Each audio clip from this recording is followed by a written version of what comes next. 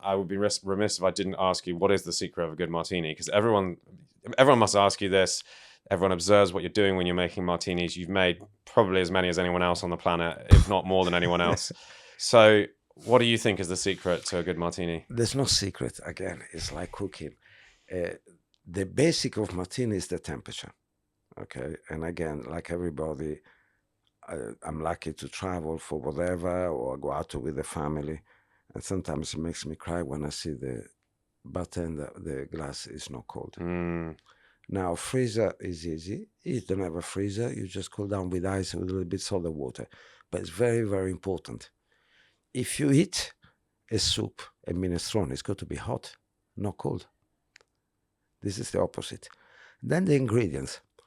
And again, going back when I was a younger, they will teach you to make cocktail with cheap ingredients. Again, something I never understood. Why? When you especially, you don't have to use mega expensive.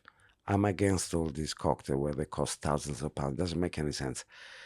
But we have, especially now, so many good ingredients. So whatever you like, gin or vodka, it's got to be a premium brand.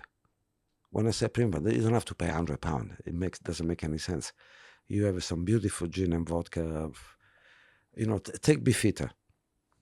Beautiful gin makes a fantastic. And it's not expensive. You find everywhere. But one example, that and the temperature. And again, I've never been against. Here we do it now. It's called direct.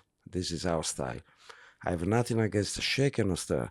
Provide if you shake it, cool down the shaker. Make sure you discharge the water before you actually put. Vermouth is very important, a very good vermouth. And again, we have now so many fantastic vermouths from all over the world. And then at the end is the lemon, organic lemon. First thing I introduced here 18 years ago, Amalfi lemon, not because I'm Italian. This lemon, they're called sfusato, and they're very rich on oil. mm. So in the way we do martini, because of the viscosity, the first thing they hint is the lemon, but also is in ingredients. Because eventually, when the glass is still cold, but it's a little bit warmer, it goes down, and you experience. The other day, again, it's not rocket science, so there's no secret. It's the steps you use it. I give you an example. I was doing an event in New York. We meet with the PR of Duke's Hotel where we were doing this event the following day to meet in this bar. And actually, where I'm sitting, I can see the bartender. And in New York, they shake it. And again, all the time, big. So the guy prepare, cocktail the shaker. The glass is there, room temperature. Then he start flirting with this lovely waiter. I don't know if he was his girlfriend, but I can see it. Yeah. Next thing is the glass come to me, massive, what I call swimming pool. They're which huge, is yeah. There's a little bit of piece of floating. And when I went to go like this, I made a face. The lady from PR from this said, I was wrong, Alessandro. I said, this is not a martini. This is a large glass of water flavored with juniper. $35. Thank you so much. Wow. And I'm thinking, it's not so difficult. Even if you shake it. I know in America they shake it. It's nothing wrong, provided you do it properly. So there's no secret. It's about getting it cold, right? But you have to do that without diluting it more than you need to, right? Yeah, if you like it diluted. And again, I always says, if you shake it, this is when I migrate to like a Navy strength gin. There's nothing wrong with that because you give it dilution. And you cannot always drink the way we do it or stir. The most important is the ice you use, the shaker or the way you stir. The biggest enemy, any cocktail, is water. Yeah. And again, you go around, we go around, and we see some of the things you see, but why? Why, And I think, as you mentioned before as well, not chilling the glasses as well, because you're just immediately going to start warming the drink up. So I would say for someone making martinis at home, you can do it the Duke's way and store all your gin or your vodka in the freezer. You can store your glasses there too, and you can direct pour. But even if you don't want to do that and you want something a bit more diluted, then still keep the glasses in the freezer. Keep some cocktail glasses in the freezer. Shake or stir, whatever you want to do. If you're stirring, I would say make sure you stir long enough. It's like at least a minute, 90 seconds. It takes a long time when you're stirring to get those ingredients cold enough. Pour into a frozen glass and then garnish with whatever you want. Again, I have to kind of tell you that depend, because if you make at home, right, often, yes, you can find on the off license a beautiful selection, but often sometimes you don't find the right ice like we have. We are very lucky. So you go to the supermarket. So again, you also have to be careful what ice you use. And not everybody's got space in the freezer. So my trick, which I always tell them, you put in the glass, whatever, you put some ice, not crushed ice. That doesn't work. Ice with a little bit of sparkling water. A little bit of water, yeah. That's helped to cool down. And if you have a dinner party and your guests are coming in 20 minutes, just prepare the glass. Yeah. And the shaker, put the ice, but the main thing before you shake, make sure you get rid of the water. It's going to have melted, yeah. Melted ice. And when I do, again, I show to people different way. And again, if you use an olives, make sure that, again, we can buy some very good olives. They're not expensive. But don't buy. In the old days, we used to use cheap olives because that was the mentality. It's wrong because it's the same with cherries. I know.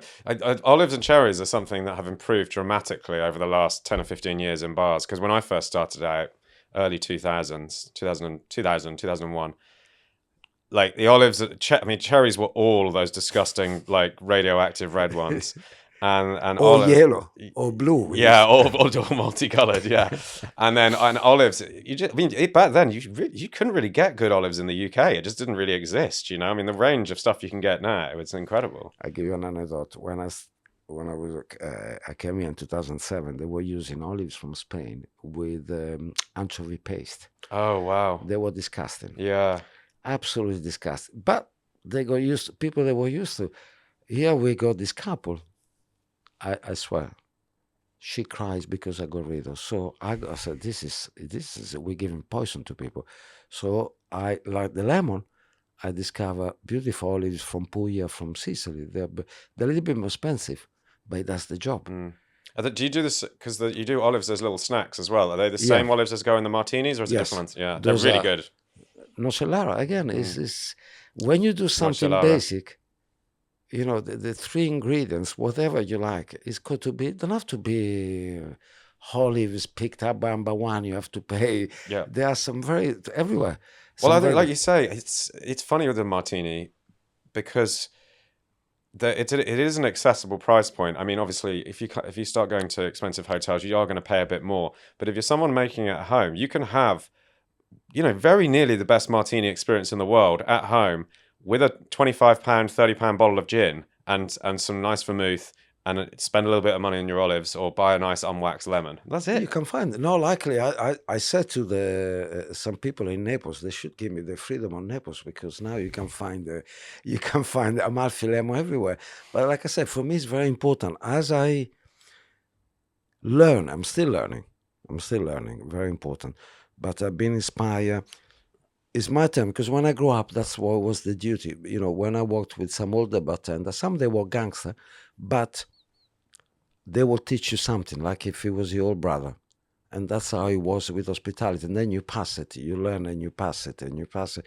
And this is why I say I can't understand when the bartender says it's a secret. What are you talking about? Everything has been invented. We're sure, and you should go to your customer, show the ingredients, how it's done. And talking about price, often people criticize we are expensive. So I says, yes, maybe we are now with the service charges about £27. But there's a bespoke vermouth, because this is the other thing. I introduced the first English vermouth with Secret, right? Mm-hmm. It's the business. Then there's 5-shot of. So I was saying to this, we had a journalist a few years ago who came to review the hotel, and she said, this is very good, but is it quite expensive? Is it because we are MFA? I said, actually, it's not expensive. It really isn't, yeah, for what you get. I said, do you go to pub? And she goes, of course I go to pub. What do you drink? Gin and tonic. And I said, do you know what gin you drink? She goes, no, I don't have a clue. I'm telling you, unless you go to a gastropub, or now pubs as well, they have a beautiful selection. Mm-hmm. And some pubs, they make some amazing cocktail. And I says, if you don't ask normally, it would be a cheaper version, without mentioning the name. I said, next time you go there, ask for 5 shots. And then you will see the nuts, where we get individual, and again, the the nuts, the crispy, Yeah. everything is been chosen by the team. Yeah.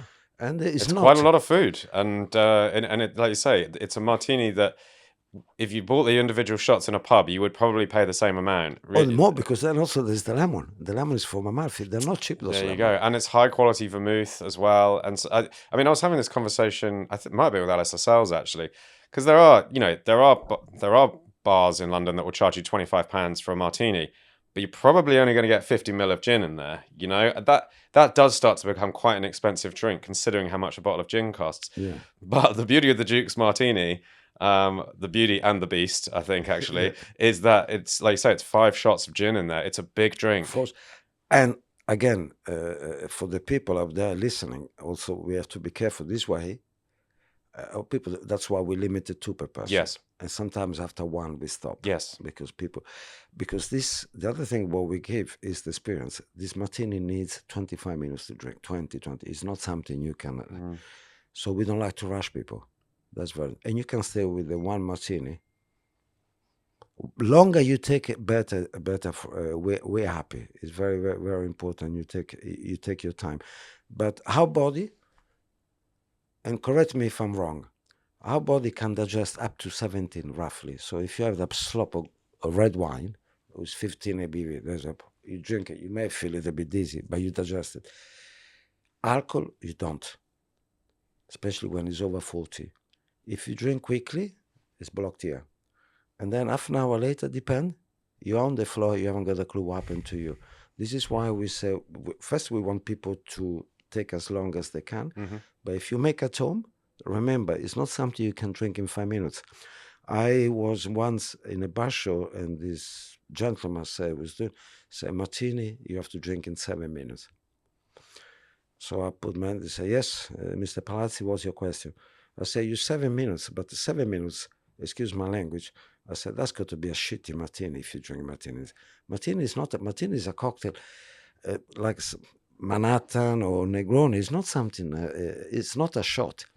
You converse, you drink, it's an experience, it's a pleasure, but you have to take your time, especially if you do Duke style. It's very important. You take as longer.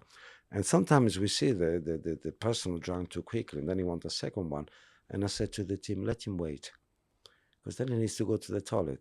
And then when he's trying to set up, he might retract the order. And then he goes, can I have the bill, please? You have to be careful because, like I said, not only there's 5 shots, but premium,